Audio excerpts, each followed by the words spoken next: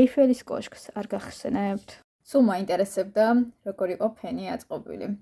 ხო და მეგონა ძალიან უბრალო აწყობა აქვს და ვიფიქრეთ ჩემი ფენი, რომელიც არ ვიცი, ავტომატივით ისროდა ცეცხლს ჭყალებში, იმიტომ რომ ძაბვა მოვიდა და გადაიწვა და მეთქი დავშლი ვნახავ როგორ არის აწყობილი და იქნებ მე თვითონ ავაწყობ ვნახავ რაღაც YouTube-ზე, იმიტომ რომ მიყვარს ეგეთი ჩხერკედელოობა და მეგონა იმ სტერეოტიპებისაც გავიზარდე გოგო ელექტრიკოსი უშაშში ენერგიასთან ელექტრომოწყობილობებთან და შემდეგ მეთქი არა მე ვარ სხვანაირი ტიპაჟი ადამიანი რომელიც არის ურჩი კარგი თვალსაზრისით, იმიტომ რომ უყვარს ყველაფერში საკუთარი თვალით ჩახედო და იმდენი რაღაცა ვისწავლე ამ ერთი ფენის დაშლით.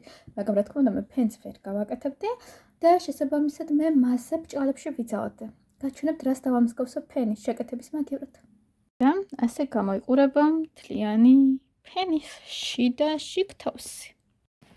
ეიფელის კოშკს არ გახსენებთ ეს? მე კი. ამას მე გამოვიყენებ რაღაცა ხელნაკეტნივს გავაკეთებ. და ესე გამოიყურება სრული დაშლის შემდეგ, როგორ გამოიყურება და რისგან შედგება ფენი, თავისი ესეთი. ამასაც გამოვიყენებ ხელნაკეთი ნივთისთვის და ეს არის ძრავა და ეს არის თველი მისი პროვოდები და ეს რაღაცაში გამომადგება. და ამისა არ მეგონა, რომ ამდენი მტვერი იქნებოდა ამ ყველაფერში 20 წელი, მართლა 20 წელი გამიძლო.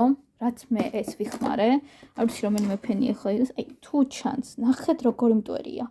ეს დაშლის შემდეგ სად დაგროვდა, თმებიც იყო, მაგრამ როგორ დაგროვდა, არ ვიცი. და აქ ძრავაზე გამოვაცადე სულ მტვერი. შეიძლება ამის გამოც გადაიწვა.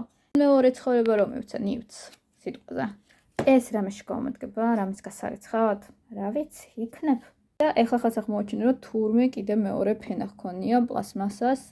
ორი პლასმასა ერთად. რა ვიცი, მართლა მეგონა რომ ადვილი რაღაც ყოფილა, მაგრამ ძალიან რთული იყო აწყობისთვის. ორი თუ გადაგვარჩენს ესეთ შემთხვევაში, არის ჩემი ეიფელის კოშკი. ამას ლამაზად გავაფორმებ, ვაქცევ დეკორაციად. ხო და რავი, კი მაგონებს ეიფელის კოშკს.